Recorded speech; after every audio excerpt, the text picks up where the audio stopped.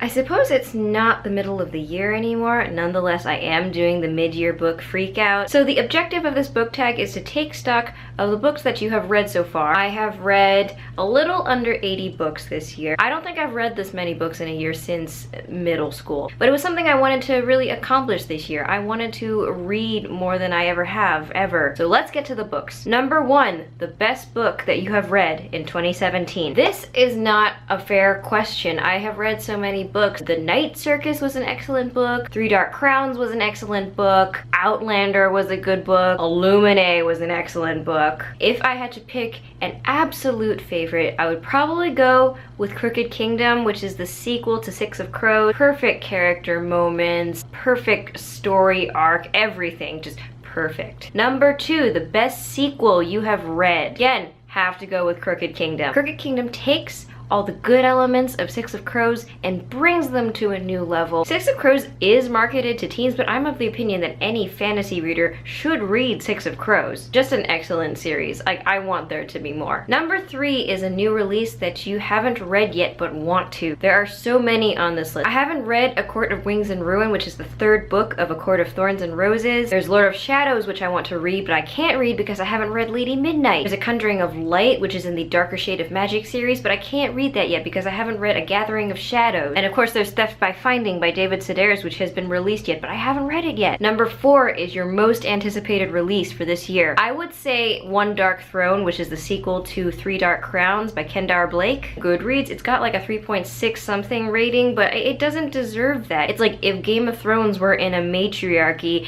and there were different factions of magic, you would get Three Dark Crowns. And the first book ended on a cliffhanger. I really want to read the sequel. Number 5 is the biggest disappointment of 2017. Probably Soulless by Gail Carriger. You can get a full rundown of my thoughts on Soulless in my disappointing books video, but Soulless was sold to me as a steampunk novel and came across to me as a genre romance novel, and I don't wish to continue with that series. Number 6 is the most surprising book you read this year. For this, I'm gonna go with Eliza and Her Monsters by Francesca Zappia. I'm not super into contemporary YA, but occasionally there's one that sticks out to me and is really special. This year it was Eliza and Her Monsters. I knew that it was playing on similar themes as Fangirl, but I didn't expect it to move me as much as it did. I didn't expect to feel the feels that I felt. One of my favorite books of this year. Number 7 is your new favorite author. For this, I'm gonna go with Diana Gabaldon. Really for her ability to write English and Scottish voices, but from an American perspective. A lot of times when you read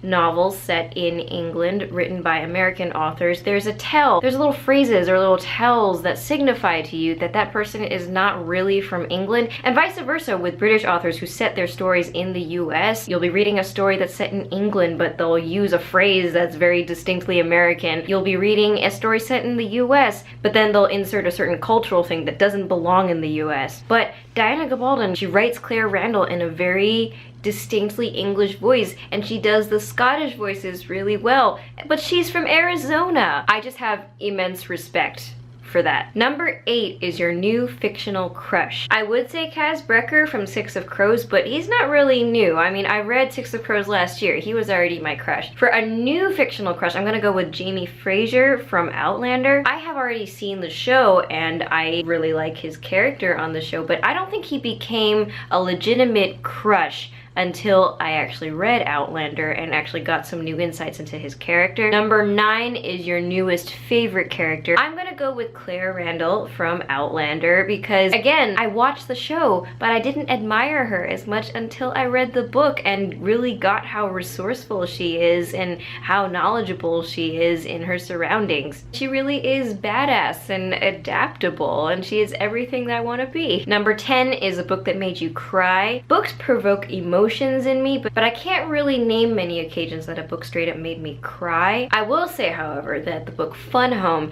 did make my eyes go a little bit misty. It's a very sad story, it's very moving, and the art is beautiful. Number 11, a book that made you happy. For this, I gotta go with Carry On by Rainbow Rowell. And this was a fantasy story, and it was very action-packed, but also like the romance in it was so cute, but it didn't impede on the fantasy elements of the story. It was really charming charming and the characters were a lot of fun, and it was just a funny book overall. Number 12, favorite book to movie adaptation that you saw this year. I haven't seen that many adaptations this year, but for this I'm gonna go with A Monster Calls. This was based on the Patrick Rothfuss novel by the same name. Of course, I haven't read that book, but the movie made me cry. I watched this on the plane on the way home from England. I was trying to hold in the tears, but it just made me cry a lot. If you need a good cry, and we all need a good cry at some point, watch A Monster Calls. Number 13, favorite book review that you've posted. So I've only posted really one book review this year, and that was my review for Touching from a Distance. Frankly, I am very proud of that review. I like to make it a tradition on this channel to commemorate Ian Curtis. It was special for me to be able to read his biography